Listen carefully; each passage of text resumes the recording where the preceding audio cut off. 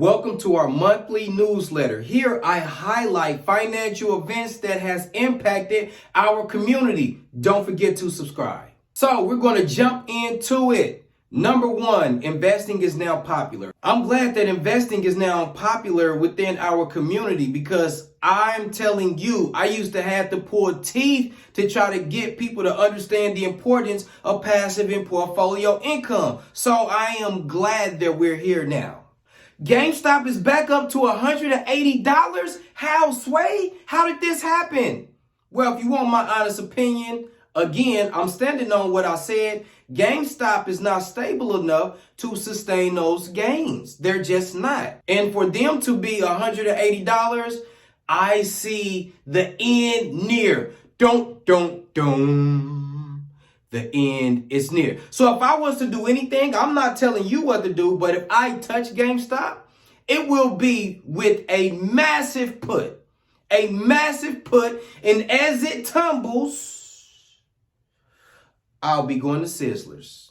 Big Tech took a hard hit this month. I'm talking about everything tumbled. Amazon, Apple, Tesla. It looked like the end was near, but then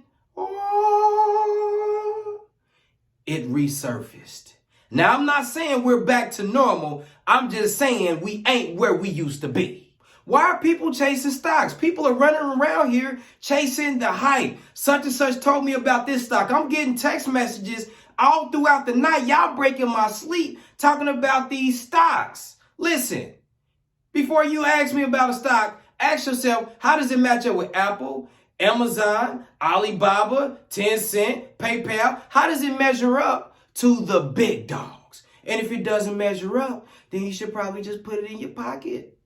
I'm just saying. When Big Tech took a hit, everybody was panic selling. You know what panic selling is? Oh my God, I got to get out. It's dropping.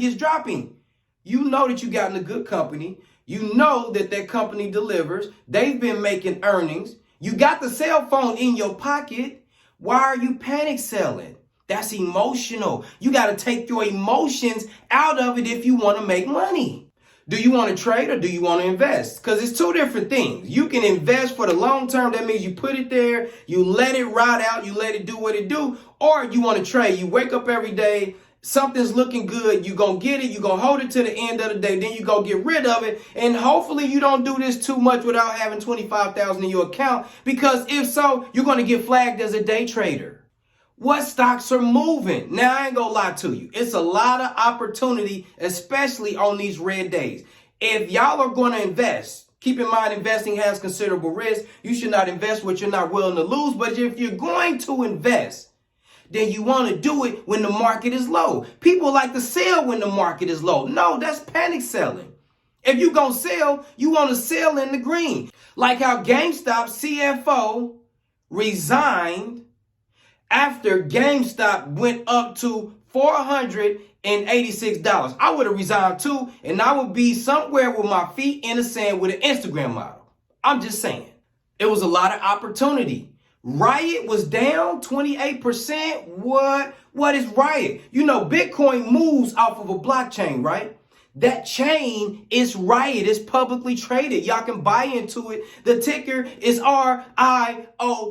It dropped 28%. You know, when things drop like that, other people think the sky is falling. The sky is falling. I politely get my shopping cart and I just add all type of stuff to the cart. Let me get one of these apples. Let me get a piece of Amazon. Let me get some PayPal. It's over there in the red. And also, you want to talk about a big drop? Did y'all see Workhorse drop 55%? Yes, they were supposed to have a contract with USPS, but the contract didn't come through. USPS went with somebody and it cut the stock in half. Literally, the stock was $32. And within seconds, that stock was $16. And it dropped a little bit lower than that. Again, everybody panicked and was like, whoa, what's going on? But you know, Willie slid on in. And I said, I think I would like to make an offer. Hey, that's me. I'm not telling you what to do. I'm just telling you what I did.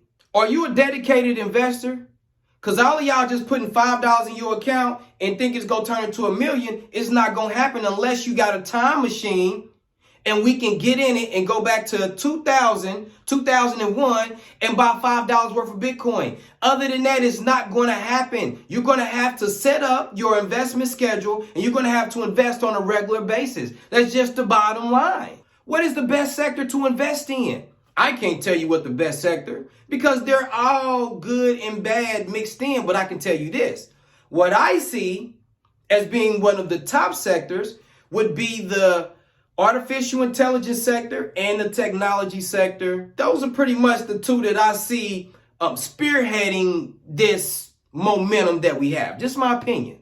Do you have good people around you? Because a lot of y'all just have yes men around you, yes women around you.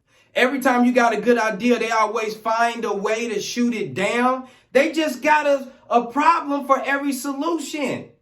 You want to know why you're not where you're supposed to be? Look at the people around you. Last but not least, I need y'all to go to the testimonial section on the Wealth Factor, and I need you to leave a review, because y'all know we've been getting money. Sizzlers is in the horizon. They're in the horizon. Only thing it calls for is your dedication, because nobody's going to drop success off at your doorstep. It's just not going to happen. We all want it to happen, but it's unlikely. I think that we should get to work, and we can work and build success before somebody is more likely to drop it off on our doorstep. So don't forget to subscribe to the page. I love y'all. Always remember, if you're tired of your boss breathing down your neck, telling you when you can take a 15-minute break, telling you when you can go on a vacation, then come to death row.